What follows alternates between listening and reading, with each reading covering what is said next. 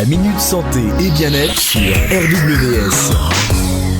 Communication par le jeu. Témoignage de Juliette, accompagnatrice d'enfants autistes.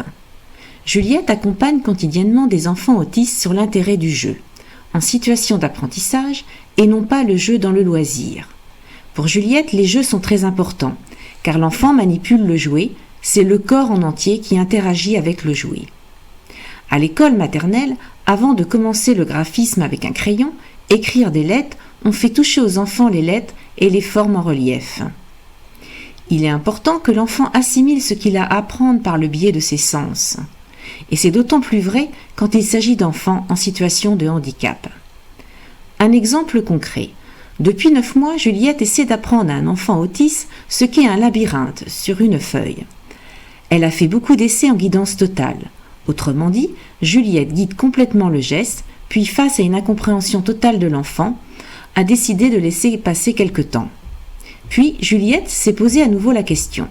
Comment faire comprendre à cet enfant qu'il y a un chemin à suivre et qu'il y a des chemins fermés ? La réflexion de Juliette l'amène à réaliser que la meilleure chose, c'est que l'enfant puisse manipuler du concret. Avec les cas-plats, petits rectangles en bois qui permettent de faire des constructions, Juliette a fait un labyrinthe à même le sol et a fait avec l'enfant circuler des voitures dessus.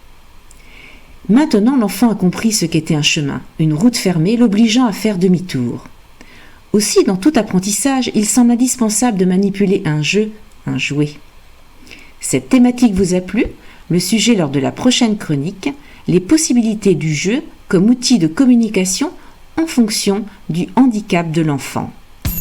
Cette thématique vous a été proposée par Virginie Lefranc, thérapeute. Ce sujet est disponible sur le site http://stresspsychothérapie.fr. Pour plus d'informations, contactez le 09 53 37 73 27.